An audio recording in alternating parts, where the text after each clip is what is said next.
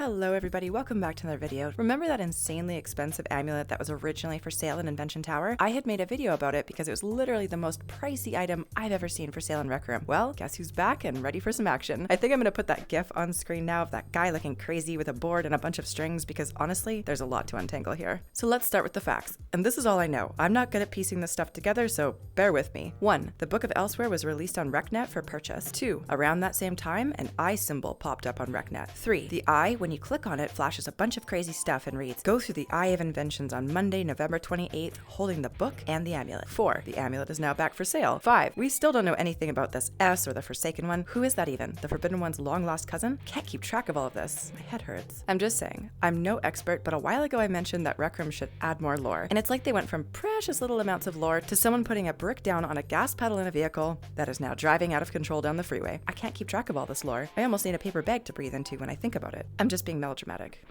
Maybe.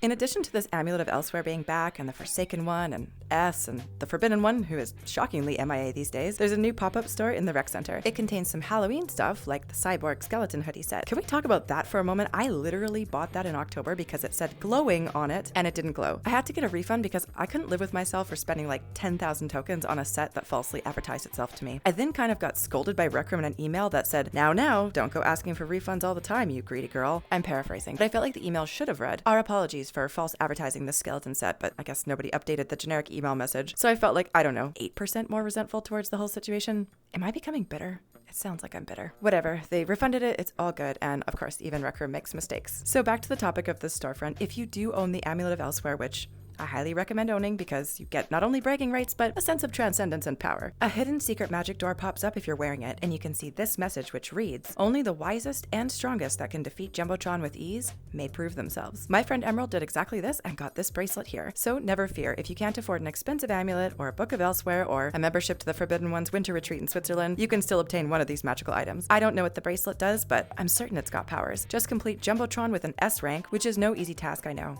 It's time to beg all your tryhard friends for help, and you have a chance of getting this in a box. If any one of you has more information or can make further sense of all of this, please let me know in the comments. And thank you to Emerald from my Discord for helping me figure out the details for this video. I'll see you all next time. In the meantime, be careful, for the eye is always watching.